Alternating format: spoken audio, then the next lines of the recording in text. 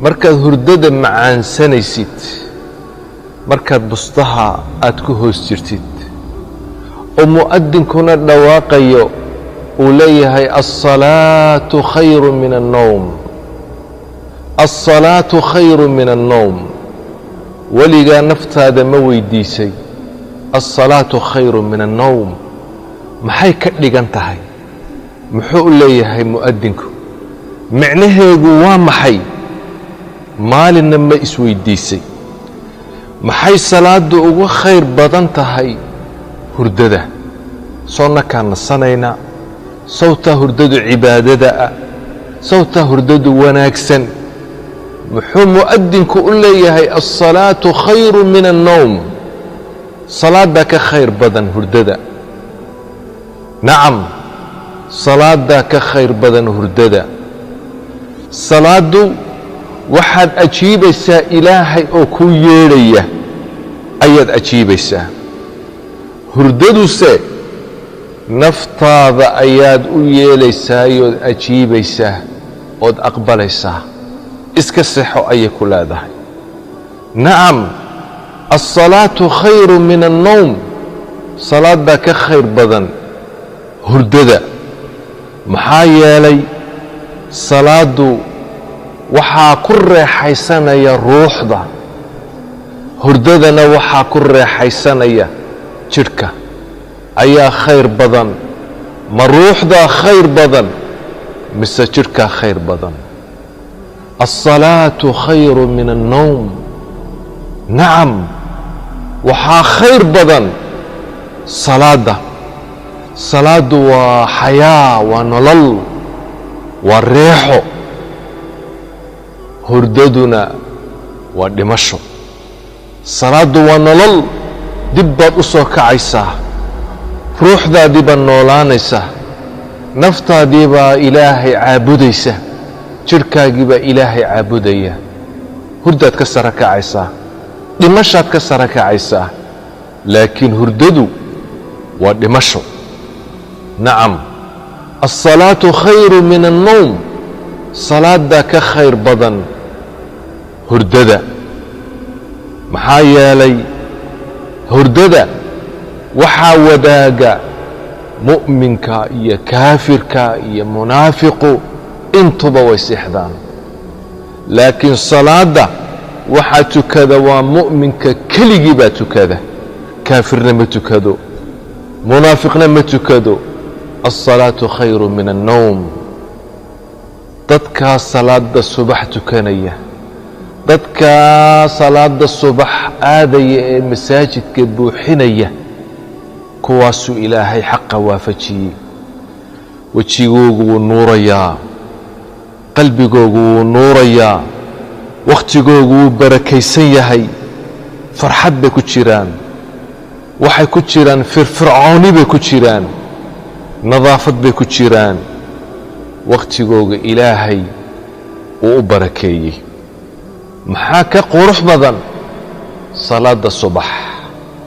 salaada subax, salaada faradku qofka ilaaliya, ilaalinta ilaahay ayuu ku jiraa, fii dimmati illaah. nebigu waxa uu yidhi sala allahu calayhi wasalam, man salla الصubxa fahuwa fii dimmati illaah. qofka salaada subax tukada ilaahay xifdigiisa ayuu ku jiraa, dimada ilaahay. ilaahay baa ilaalinaya, waa faradkeyga. salaada subax sunnaheega nebigu wuxuu inoo sheegay sala allahu calayhi wasalam, labadaa rakcadood ee salaada subax ka horeeya inay ka khayr badan yihiin adduunka iyo waxa ku dhex jira. salaada subax qur'aanka la akhriyayo ilaahay waxa uu ku tilmaamay, ina qur'aana alfajri kaana mashhuuda. qur'aankaa la akhriyayo salaada subax, malaa'igtaa soo xaadirta, waa loo joogaa. maxaa ka fiican salaada subax? maxaa ka wanaagsan? nebigu sala allahu calayhi wasalam wuxuu ugu bishaareeyey dadkaa salaada subax tegaya janno ugu bishaareeyey nebigu calayhi الsalaatu wassalaam.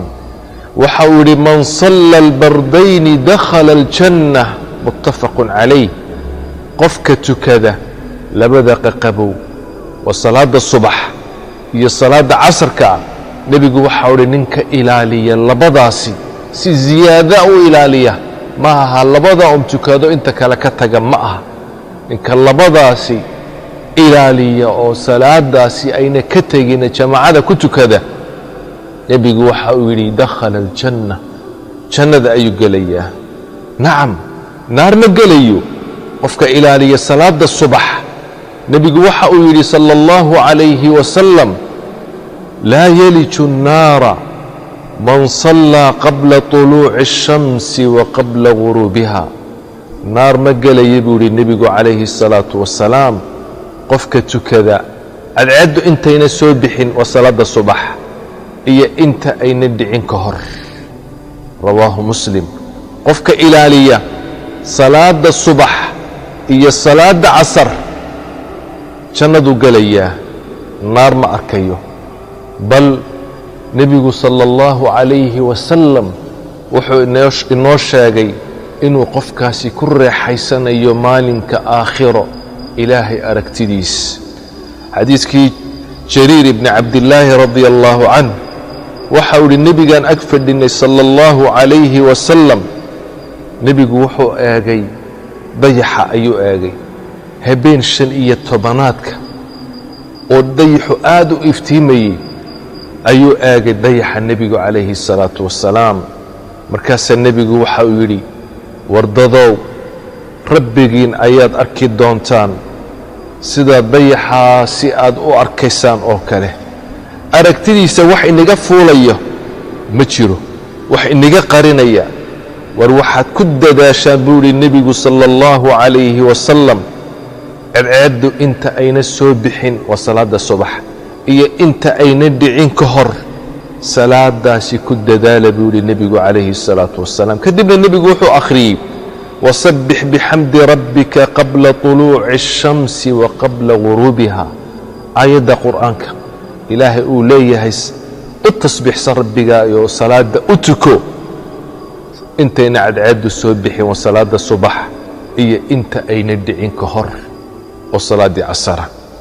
sidaa awgeed dadkii waa wanaagsanaa waxay iskugu dardaarmi jireen salaada subax in la ilaaliyo. abudardaa wuxuu u dardaarmayay dadkiisii isaga oo firaashkii mowdka kor jiifa sakaraatulmowdka ayaa waxa uu lahaa salaada subax ilaaliya, salaadaasi. nacam, munaafiqiinta way ku culus tahay salaada subax, way ku adag tahay, ma karayaan.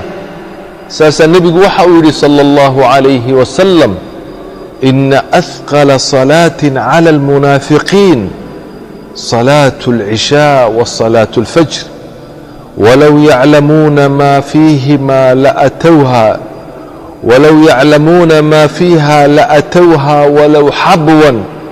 nebigu waxa uu yidhi salaada ugu culus munaafiqiinta ku culus waa salaada cishaa'iga iyo salaada subax. hadday og yihiin waxa ku jira buu yidhi nebigu gurguurad ba ku iman lahaayeen sala allahu calayhi wasalam. muttafaqun calayh. sidaa awgeed nebiga markii loo sheegay sala allahu calayhi wasalam qof waa beriistay oo cadceeddii u soo baxday oon salaaddii subax ay hurdo ku dhaaftay, waxa uu yidhi nebigu daaka rajulun baala الshayطaanu fii udunayh aw qaala udunihi.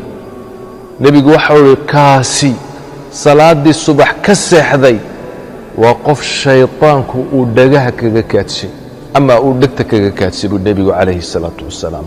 idan qofka muslimkii salaadaas subax wuu ilaalinayaa, horuu u seexanayaa, saacaddaas ayuu ku buuxsanayaa, dadku u sheegayaa uu leeyahay itoosiya, uu ku dadaalayaa inayna dhaafin.